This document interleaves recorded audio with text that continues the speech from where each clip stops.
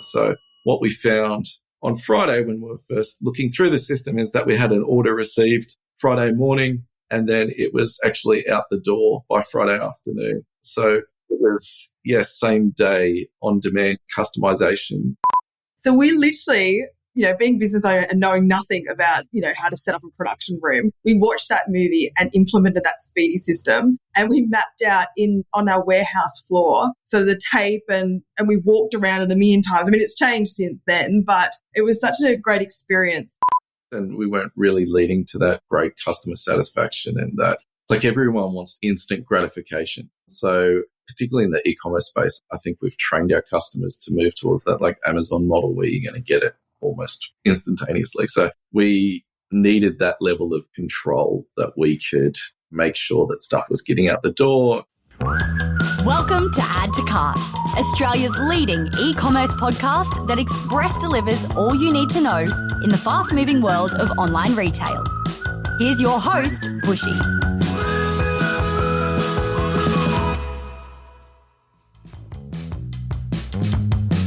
Welcome back to Add to Cart, Australia's leading e-commerce podcast for e-commerce professionals who never stop learning. My name is Nathan Bush, or Bushy, joining from the land of the Turrbal people here in Brisbane, Australia. Now, what do you get when you mix a frustrated bride, a corporate banker, and a laser engraver? This week, we are diving into the story of Personalised Favours, which is a gifting business that's grown from a garage startup into one of Australia's most impressive e-commerce operations. It all started when founder Mel Wilkinson couldn't find meaningful wedding favours for her big day, so she made her own. Fast forward to today, and she's running a multi-million-dollar brand with over 50 staff, an 1,800 square metre facility, and orders flying out across Australia, New Zealand, and the US.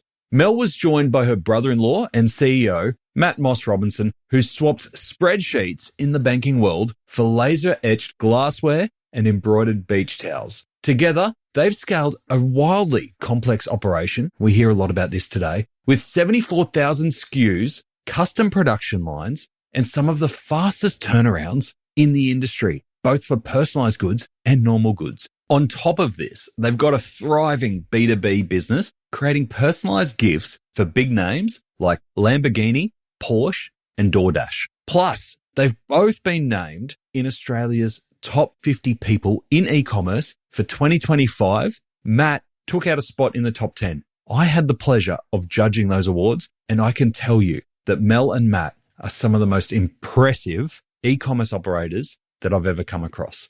In this chat, we go deep on how they're using tech to work towards building same-day personalisation. No mean feat. We also talk about how they staff for peak chaos with multiple events throughout the year, but how they do that without burning the team and keeping the process tight. And we talk about how complexity, while it can be a pain in the bum sometimes, it's actually become their biggest competitive edge. Doing hard things pays off. We also talk about their bold plans for B2B giving, the AI tools they're experimenting with, and the comical story of what happened when a piece of equipment actually caught fire. It's a good outcome, don't worry. Now, if you haven't already, come over and join our Add to Cart community. It's free to join. We've got almost 400 e-commerce professionals there sharing tips and answering each other's questions around very specific and at sometimes nerdy questions around e-commerce. Plus, we have some amazing events like today's webinar with Studio Hook, where we are uncovering what SEO means in a world of AI. How do we keep that traffic that we've built so hard over many years? So come and join us, addtocart.com.au. Come and join the community. We'd love to see you in there. Big thanks, as always, to our partners Shopify and Klaviyo for making this episode and every episode possible. Now, if you've ever wondered what it takes to run a high SKU, high emotion, high output, completely personalized e-commerce machine, I'm sure you have. Let's dive into my conversation with Mel and Matt from Personalised Favours. Mel and Matt, welcome to Add to Cart. Thank you for having us. Yeah, cheers, mate. Brilliant to have you here. It was so nice to spend time with you on the Gold Coast at Retail Fest. You joined our trivia night. Where did you end up coming? I think we came last, actually, because I think we won the Bunnings voucher, which was like the lucky door prize or something for coming last. So, we suck. Well, we might stop this interview then because we said we bring the smartest people in e-commerce and... No, thank you so much. That was a brilliant night and it ended in a bit of chaos of people dancing up and down the aisles with microphones, which I wasn't expecting trivia to turn into karaoke. But we are here to talk all about Personalised Favours, your incredible business that has been on a bit of a tear. And I don't think anyone in the e-commerce industry could not have noticed it, especially over the last few years where you are cleaning up in all the awards, all the articles. It feels like it's really hitting its stride in the last few years. But Mel, I must ask you to start with, you founded the business. What was the idea behind this overnight success? Yeah, so the business actually started well over 10 years ago, and it was You didn't even take my bait on the overnight success. Sorry. We've been in the game for a while, but it actually started on the back of I was just planning my wedding and I couldn't find any wedding favours that were meaningful, and everything was overseas, long lead times. I had a lot of guests visiting from New Zealand.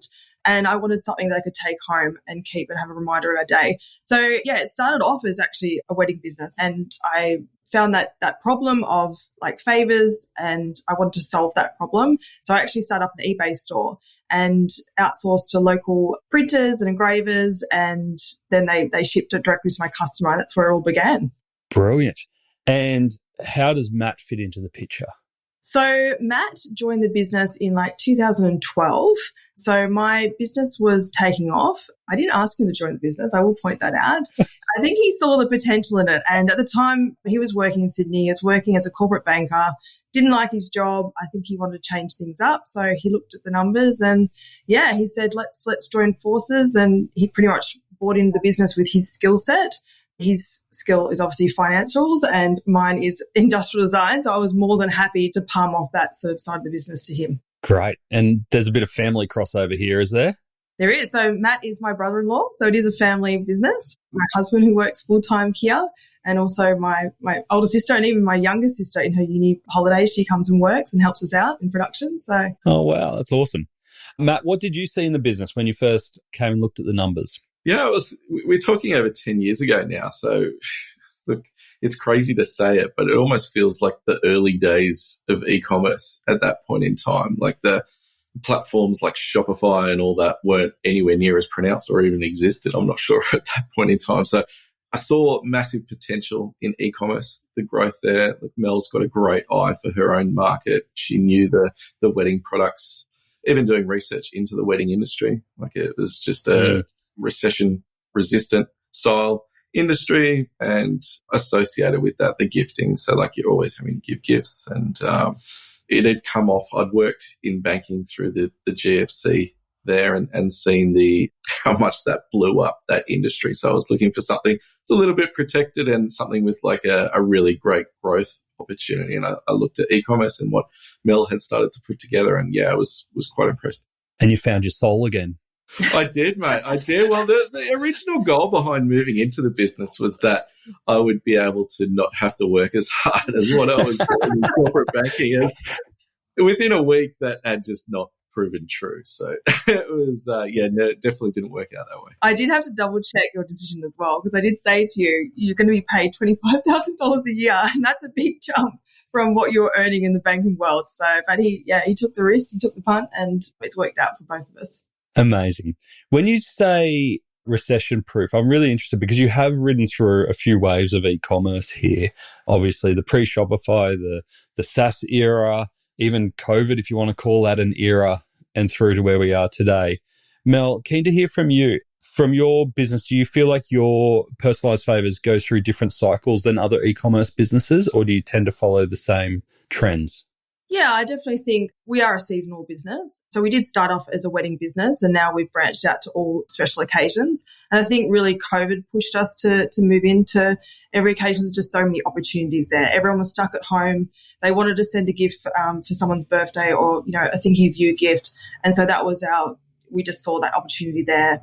And I think the growth, like during COVID, Matt, you were saying it was about 60%. Yeah, it was month on month. It was just going absolutely ballistic. And it was Yeah, and we needed to pivot because at the point of COVID starting, we were heavily, like Mel just mentioned, relying on weddings, and weddings shut up overnight. So we had a really big panic period where our revenue just dried up completely. And if it wasn't for that pivot, we were going to be in really significant trouble. But yeah, Mel's right. Like we're so seasonal. And if you think of like the major gifting events through the year, like Father's Day, Mother's Day, Christmas, all those things, we are crazy lumpy around those. And then we have our troughs around, when there's not a major event happening. Do those kind of just because gifting occasions, do they still happen? Because I do remember that was such a big thing during COVID. It was like, I'm thinking of you, can't be near you, can't see you. Is that carried on in some form at all, or is that totally disappeared? I remember creating like categories of just like isolation gifts and thinking of you gifts, and it was just going gangbusters. It was amazing. And it has that has dried up a little bit, but we still have those occasions throughout the years. Like everyone knows of a baby being born or a birthday around the corner. So we do have those ones that keep us going throughout the year. But definitely it is hard when you've got those peak seasons of Father's Day and Christmas where we onboard 20 more staff just to run our machines. I mean, we've got a baseline of about 40 staff at the moment, but just upskilling them and to cover those periods, it's quite tricky. Yeah, I'm keen to hear more about what you do to manage those peak periods, because we're sitting at a time now where I think everyone will be starting to think about Black Friday, Cyber Monday, and that's probably one big peak for a lot of e-commerce businesses. Like you said, Matt, you've got many peaks throughout the year. How do you structure a business in terms of, you just mentioned the flexible workforce there that you have available to you. What else do you have to consider when you are a business that has multiple peaks throughout the year? Well, it doesn't make it easy, mate. So, when you were just mentioning Black Friday, then I'm like, far out, we've still got to get through Father's Day before we get nowhere near Black Friday. But look, it's not easy. It doesn't make inventory management easy. In many respects, having multiple peaks through the years makes it a little bit easy in terms of resource planning around people.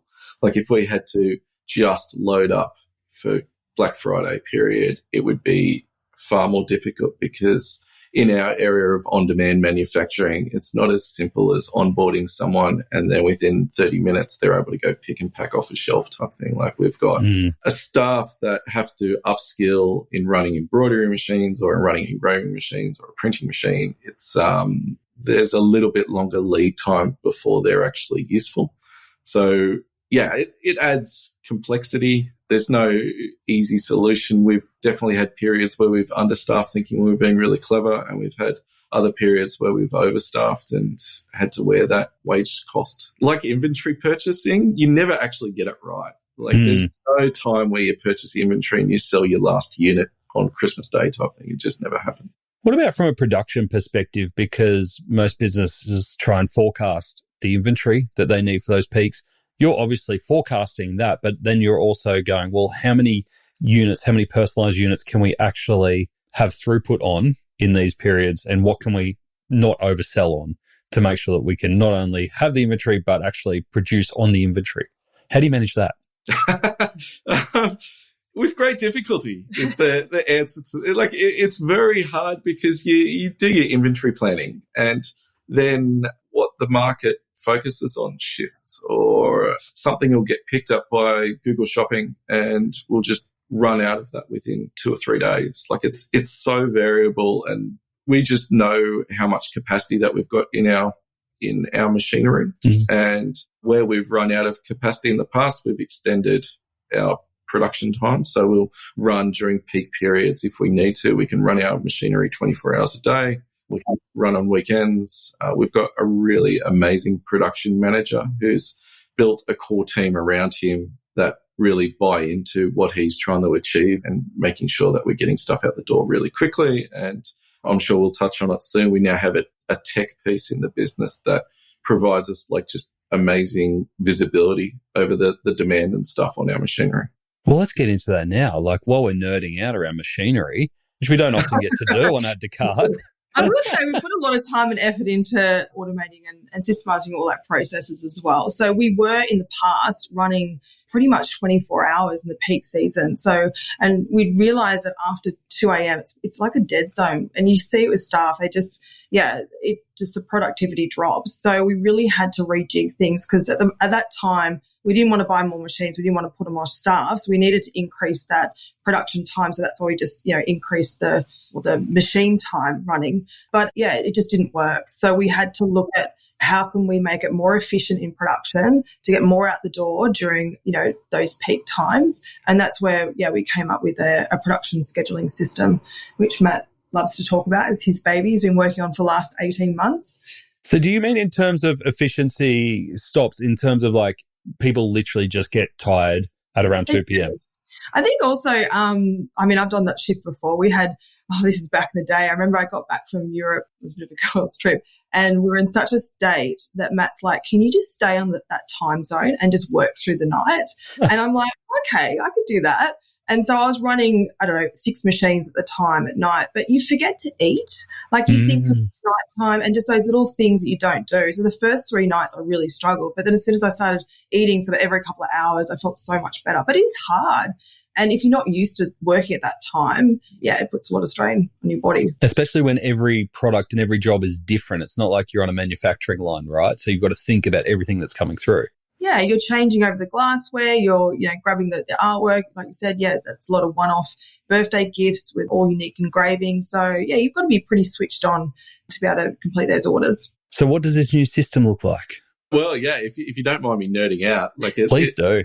So historically, up until Thursday a couple of weeks ago, so it's been live now for 2 weeks. And, just over a week. Far out, it's been a long week, man.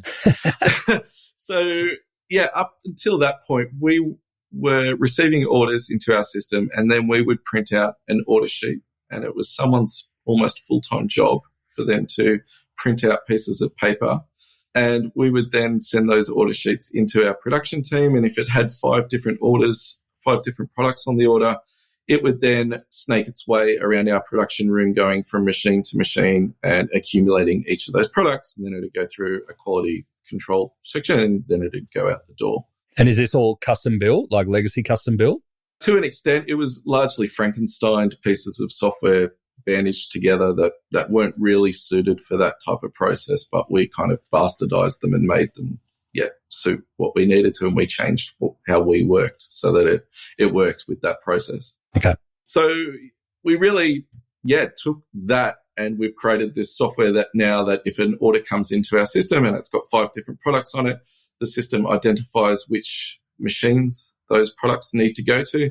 It'll send those to each machine, and each machine operator will have a dashboard with the list of orders that they need to complete, automatically scheduled based on due dates and when we need to get those orders out the door. The system also looks at the load on each of those machines and works out whether or not we're going to be able to complete the work based on the schedule by the end of the day. And if that's not possible, an alert's sent to our production manager where we may need to reschedule jobs or extend production hours. Each of those 5 items that are part of the order then get done simultaneously at each of those workstations and then find them way back together to go out the door. So we can now really ship orders out the door much faster, and orders are actually making their way to production in real time. So what we found on Friday when we were first looking through the system is that we had an order received Friday morning and then it was actually out the door by Friday afternoon. So wow. It was, same day on demand customization. So it's not something we're spruiking yet because there's plenty of things to go behind the scenes, but actually almost moving towards that option of a same day dispatch is. I'm already telling people you can do same day personalisation. It is amazing and it's exciting times because just for the listeners, we've got 12 laser engravers, we've got 4 embroidery machines, we've got UV printers, we've got DFT printing machines, and we do sublimation. So many things move around our production room. And having this paperwork, it was just a nightmare because what happens if someone loses the paperwork? Then we've lost visibility of that order. So, the fact that now we've got that visibility, and even our customer service team can log on and see exactly where it's been scanned at in the production process. They can confidently say to the customer over the phone, your order's at the checking station, it's going to be dispatched that day, sort of thing. So it just resolves so many problems in all areas of our business. Is the idea that eventually once you have had the opportunity to test this probably through a peak season, I would guess, that you'll be able to automatically message and update customers through different parts of that personalization journey?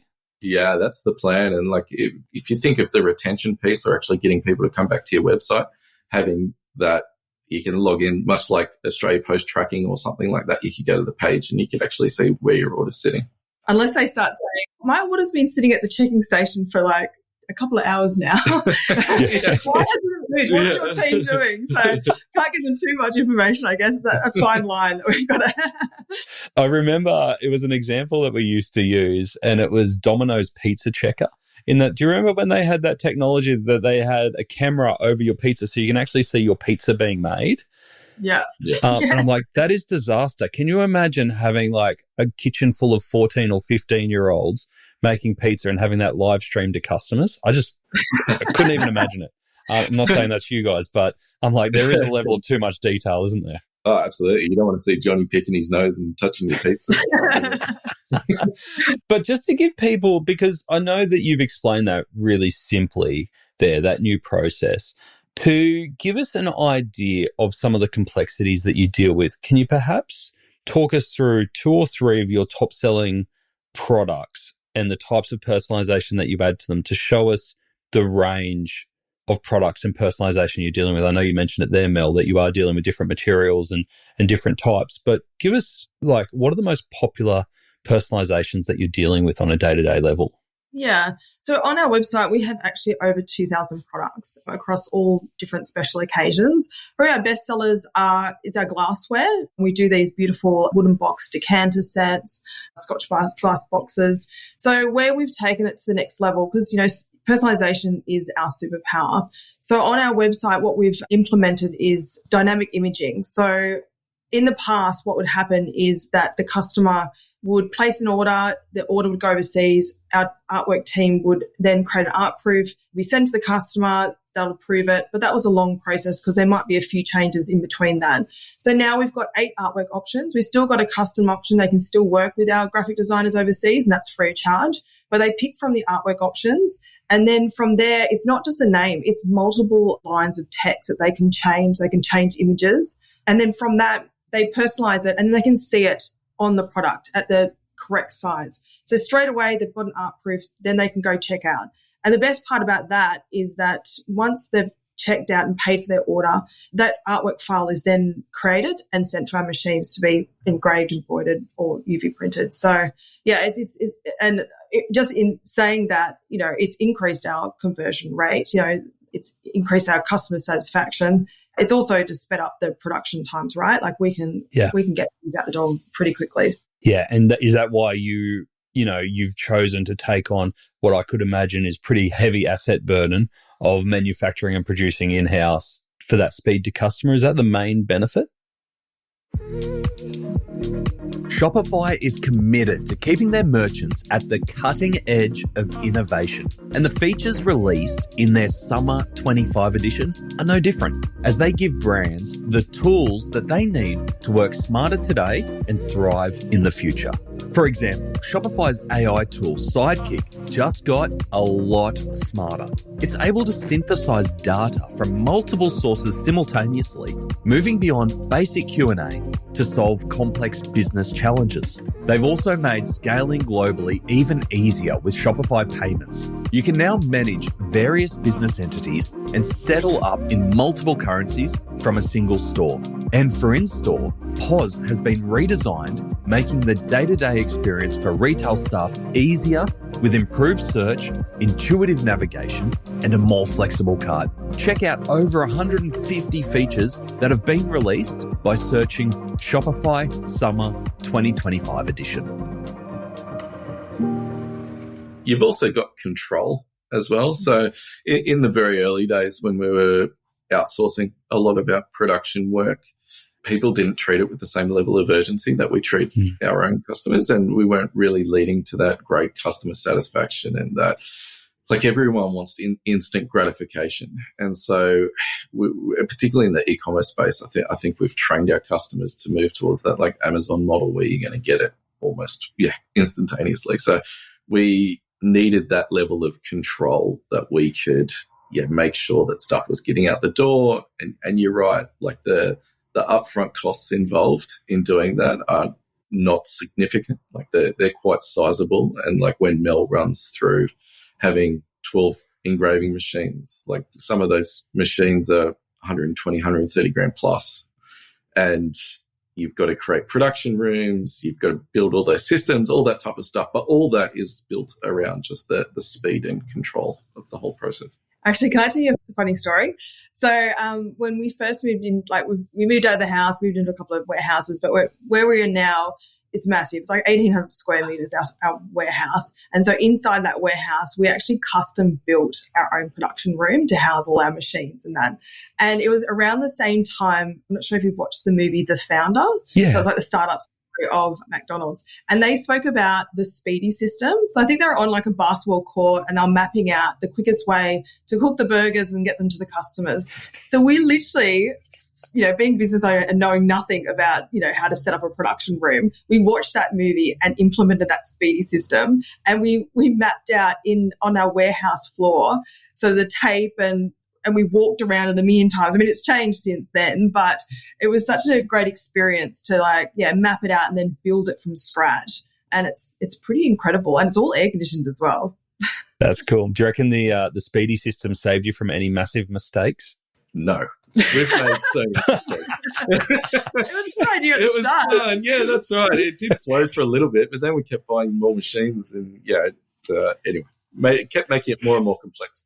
Well, speaking about complexity, it would be wrong of me not to bring up AI, because I think you've both mentioned areas that could be and will be and probably are already impacted heavily by AI.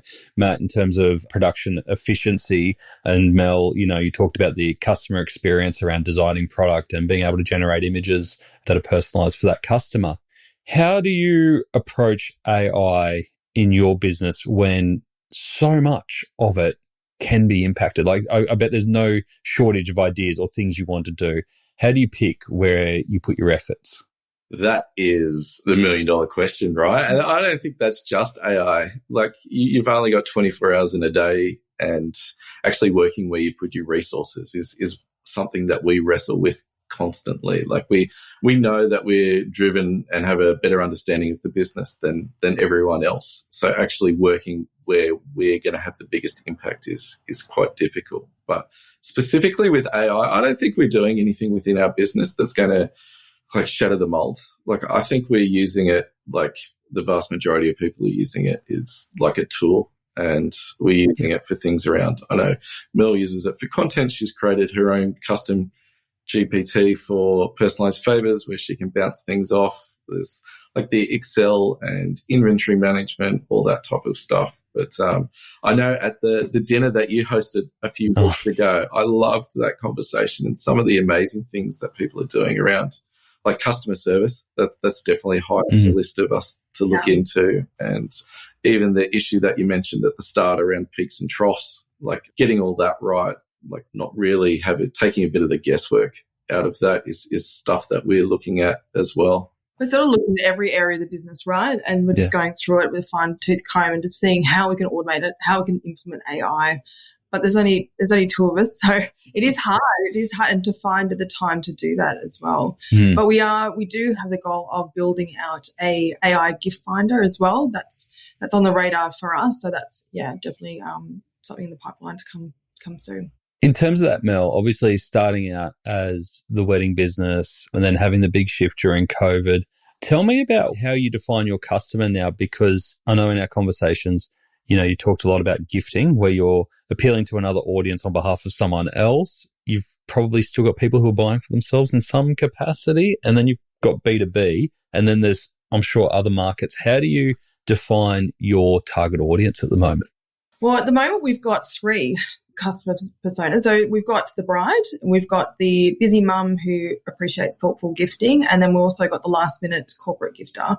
But it's very hard as a business, because we are sort of a one-stop shop for every special occasion, to have the correct messaging for that. So definitely on the radar for us is a bit of a rebrand, a bit of a refresh on how we're communicating to all those, because it does get a bit muddled with all our messaging, like who we're actually talking to, because we do cater for so many people.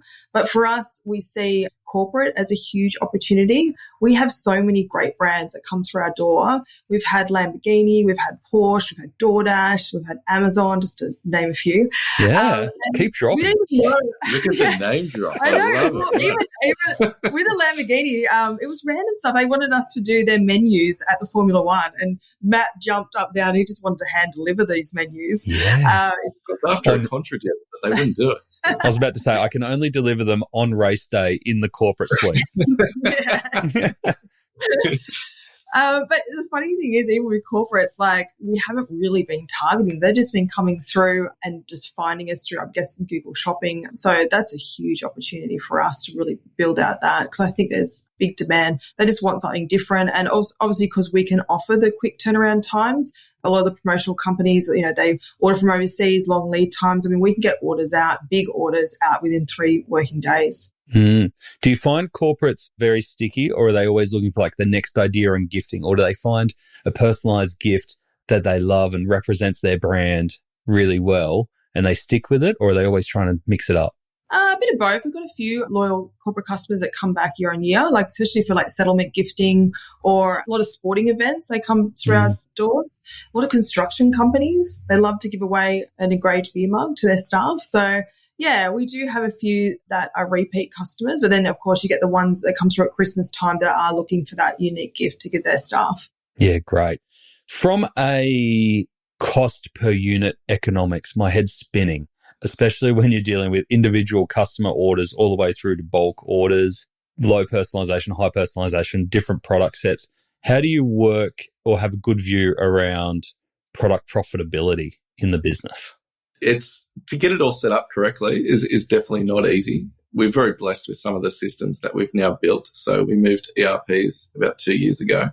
We're also really blessed. Melissa touched on it before, that her husband works in the business, and he has one of his key areas that he looks after is making sure that our pricing is always on point. So it's always that balance that you're running, though, that you're running looking for as much profit as possible to be as profitable, but you've also got to be within the market. Like, we don't operate within a silo. We've got competitors and everything out there. So we have to make sure that we're remaining competitive. The manufacturing element of it absolutely adds a level of complexity around pricing, and we're very good now at having estimated times of what we've got for how long we think things are going to take within production. So we will put a cost against those, and there's admin costs and everything that are involved. So you're right, it does make your head spin, and it's not quite as easy as in many respects. It'd be great to have a off-the-shelf product, but what we've got here, though, is an incredibly defensible market position by the fact that we're able to offer on-demand manufacturing, which is, great for us and also bad for us. In the complexity comes the competitive edge. It is, Exactly. Yeah. It's taken a long time to get where we are now, and I feel like, we're in a really good place moving forward. I mean, we just migrated to Shopify Plus. We've got this new production scheduling system in place. We've got the dynamic imaging across nearly all our products now. I think sky's the limit for us. I was about to ask you before you mentioned Shopify Plus, but what are the tools that you rely on that are kind of out of the box, and mention as many or as few as you are open to, versus what do you like, we cannot take out of the box on here, we have to custom develop this part of the business? There's the age-old question. What is the acceptable lifespan on a pair of undies? Well, luckily for step 1, they no longer have to guess. In fact, they will probably be able to spot a pair of old undies before their customers can. Klaviyo has helped Step 1, a $70 million ASX-listed business, understand and action their customer data with more personalised recommendations based on the individual, targeted discounting to avoid margin erosion, and even help them monitor the growth in international customers to know the right time to expand. Last year alone, Step 1 attributed 53% Klaviyo year-on-year growth with an ROI of 65 times. I mean, if you can get those results while in comfy undies, you're really winning the game of life. To explore how Klaviyo can grow your e-commerce business and see more case studies like this, visit klaviyo.com/au. I feel like most of the stuff that we use is all custom built. There's nothing out of the box that we've been able to, just Shopify. But yeah, everything that we've implemented, like it's because we're such a unique business in what we do. Well, even Shopify isn't all that. Like we've got like the dynamic imaging customization and everything that's on there, and because of all the different items that go along with each of our products, such as gift wrapping and, I don't know, you can add gift boxes and bottles of wine, all that type of stuff. It creates all these multitudes of variations that I think we're sitting there with. We have about 2,000 products, but we've actually got like 74,000 SKUs because of all the different variations and everything that can go on. So there's not much that's out of the box. I think maybe Klaviyo. Yep.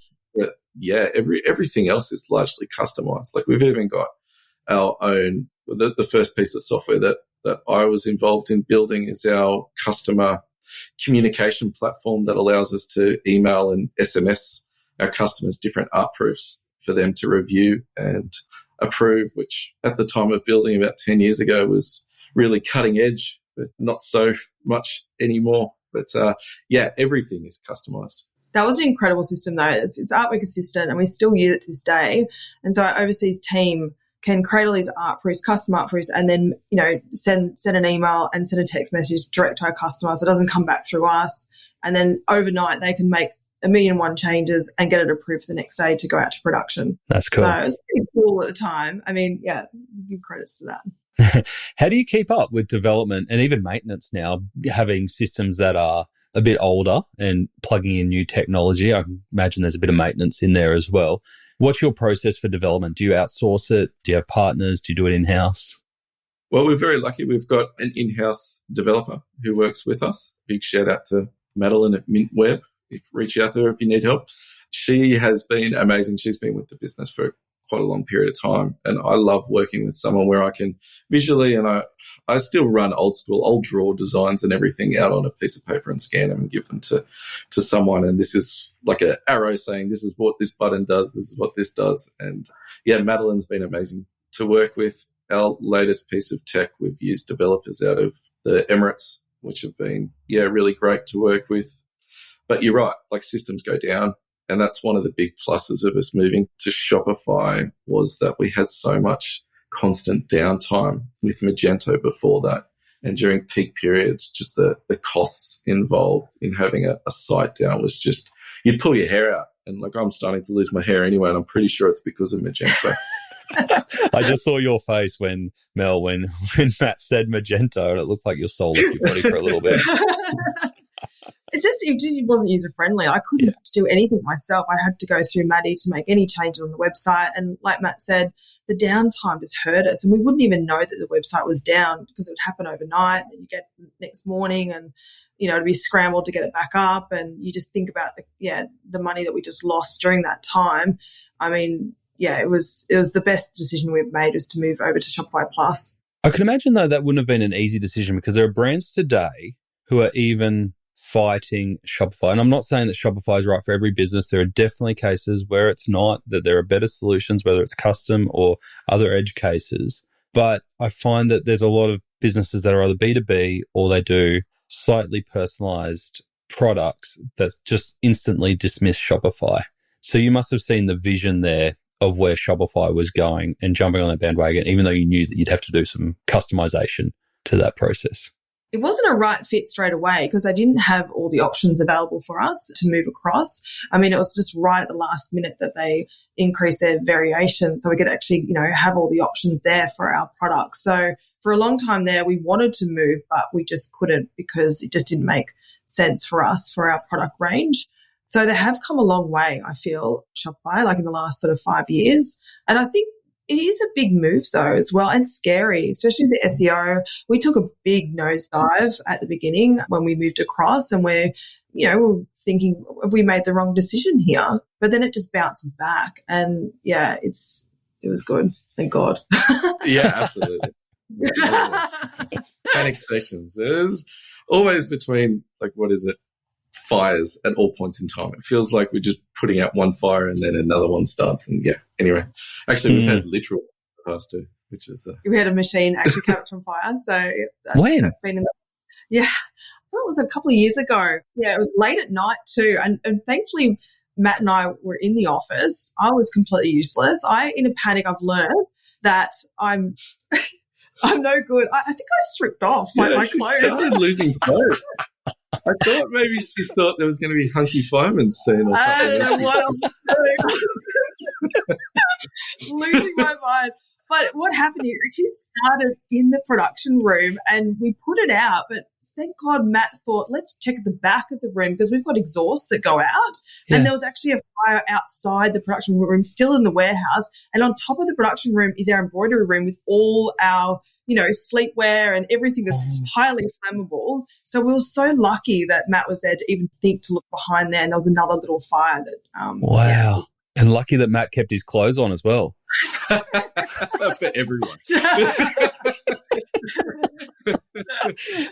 So that's fascinating. That's a great story. Mel, what have you learnt around getting gifting right over all these years from when you started with the idea to where you are today, creating custom gifts for Lamborghini? What are the core principles that you need to get right from a customer experience perspective to have a good gifting experience? With our range, we really go in the back end of Google search and see what people are looking for. And then we base our range around that, what people are actually searching for, but then also sprinkling in some new ideas. Do a lot of trips like once a year to China as well. We go to the Canton Fair, see what's new that's coming through. Even with like the Stanley Cup and how that took off, we actually saw that on TikTok probably like a year before it hit the Australian market. And so we were very quick to jump on that trend, bring out a similar cup and then, personalize with the name. And it just took off. So I think we're very good at watching what's going on in the market. I think offering that personalization, not just the name, having, you can have all these different designs, different lines of text. I think that's really unique for us. And I guess the unboxing experience, so looking at, we do offer the gift wrapping, so you can set it directly to the person you're gifting just to make it easier on you. Because it's like when it comes to someone's birthday, it is hard to think of a gift. Yeah. So we're trying to ease that pain for somebody. So here's the range, here's the best sellers, they're going to love this. And yeah, it's usually we pick winners usually. We haven't had too many bad. Sure. Well, even now in the financial year, there's not many products that we've got on sale. Like we only do sales. We don't do site-wide sales anymore. We scrapped that a very long time ago. So we just look at the end of the financial year. What are we holding too much stock of? And I looked at the range and we're pretty good. So, we've got some seasonal products like some beach chairs and some kids' embroidered beach towels to move on because we want to bring out a new range this summer. But other than that, we're pretty good with how we source our products. Yeah. So for Father's Day, everyone's getting a kid's beach towel. Exactly. It's a free gift we've purchased. I love it. Now, one thing that we discussed recently and you posted about it on LinkedIn, which I thought was just phenomenal when I saw this post, was around that you guys were able to take your first 30-day break from the business this year. I think we've established in this conversation that you guys work bloody hard. We've heard, everything from manning machines late at night to putting out fires with your own clothes. You're hard workers. What did that feel like to be able to step away from the business together for 30 days? Amazing. It was so good. And even before that, we've been in business for over 10 years. It's time for us to take some time out of the business. We've put the right people in place to run it for us. It is very turnkey. Even last year, Matt took off 8 weeks with his family. I took off 6 weeks and traveled around New Zealand with my family. And then this year we did something different. We actually both took off the time together and both our families went on a cruise for 21 days, which was amazing. We went from New Zealand, Tahiti, to Hawaii, spent a week in Hawaii. It was so good. And I think sometimes you just need that break to kind of reset and fall back in love with your business. I feel like sometimes it gets very overwhelming with the to-do list and you put so much pressure on yourself that you feel like you can't take the time off or you get guilty when you do. So I really encourage people to do that. It doesn't fall apart. It didn't for us. I didn't see it scale that month, but, it hummed along fine. It was, yeah. And that goes back to the people that we've got working in our business. We've got an incredible production manager, Michael, a huge shout out to him. He's got a wealth of experience. He's used to running teams of up to 300 people. So he's a really good leader and he can run everything in our business. And then also our team leaders, they all stepped up and we're so proud of them as well. That's awesome. And it's a credit to you guys for building the business to get to that point. And the relationship that you two have together, firstly, family, work together, and then still enjoy going on holidays together. That's a win. I know. It's unheard of. We've got our moments. Everyone says, how could you work with your family? But I think it works for us because we've got a different skill set. Like, yeah, mine is like design background. Matt's corporate banking. Like, we just, respect each other's areas of the business and, we come together and make decisions. I don't know. What do you think it works? Well, it was funny actually hearing Julie speak at the Retail Global recently and just her relationship with her husband and actually how they've got their divisions of responsibilities and stuff like that. And I was kind of, at the same time, I was kind of like nudging Melissa going, far out. Like, it's almost like looking at a mirror type thing. Like, very, very happy to leave people to what they're great at. And look, it doesn't mean we don't ask questions and try and have an input. But if someone was come to me and ask about content creation and all that type of stuff, look, yeah, I'll stay my lane, thanks. Yeah, no, it's great advice. I love it. So the next 12 months, you've obviously got big plans in terms of both operations and expansion growth. Team, what's on the top of your priority list for the next 12 months? I think for me, it's going to be a bit of a brand makeover and sort of sharpening our positioning, definitely driving growth in that B2B. I think there's a huge opportunity for us there. And like I mentioned earlier on, I want to look into this AI gift finder. I think that would be a really helpful. It's having so many products on our website, it's really hard to navigate and see exactly what you want, because something, you might find in the birthday section, might be a great gift for, a just because gift or just for you or for any other occasion that we haven't actually put into those categories. So I think that would be a bit of a game changer for us. What about you, Matt? What's on your to-do list? Well, I was just thinking for the business. Like, I know we've discussed it a lot. It's around getting that exposure and retention with our customers, right? Like, we seem to blow our customers away in terms of we've got 30,000+ five-star reviews across the website, and it's very, very rare that we have any type of customer concerns or complaints coming back to us. So turning that great momentum that we've got from customers loving us into them returning to us more often and telling their mates and friends that Personalised Favours is amazing and try and get that snowball growth. Do you find that hard because you guys are incredibly humble and down to earth? Do you find it hard when it comes from a marketing perspective to really toot your own horn and go, we're actually fucking amazing? I'm not sure Melissa's. No, I'm pretty good at that. Love it. I'll sit there every day, all day, because I think we're just doing something amazing here. And you know what? Touching on that customer service piece, we bend over backwards for our customers. Like, we have hand delivered so many orders if we've missed that delivery date, that deadline. I remember, I think we've even hand delivered an order all the way to Dubbo. Wow. And if there's any like breakages or whatever, we replace free of charge. Like, we are a really good business to deal with. Oh, there you go. There's my horn tooting. It didn't take much for me to get you out of your humble zone. You're like, all right, here we go. Loved it. Love their conversation. There's so much there. And I think it's a really smart business model where you know where your moat is, and the moat is often in the complexity and it's in the customer service. And I'm so excited to see where you go with the new brand and the expansion and everything that you're doing there. So thank you for taking the time for joining us. If people want to go and check out Personalised Favours, perhaps buy a Father's Day present, probably a great place to buy a Father's Day present. What's the best way to go about that and to get in touch with you if relevant? Well, you can jump on our website at personalisedfavours.com.au. We're very active on social, so TikTok, Instagram, Pinterest, Facebook, all the above. Also, you can reach out to Matt and I on LinkedIn as well. We're more than happy to answer any questions. Lovely. Just don't ask you to join their trivia team. Let's call ourselves the anchors or something. Drag you down. Mel and Matt, thank you so much for joining us on Add to Cart. Thanks, Nate. Absolute pleasure. I really love talking to Mel and Matt for how complex and smart and sophisticated their system is. They're incredibly humble and down to earth. Like I said at the start, some of the smartest e-commerce operators that I've ever come across in Australia. Now, here are 3 lessons that really stood out for me from this chat. Number 1, complexity can be your biggest moat.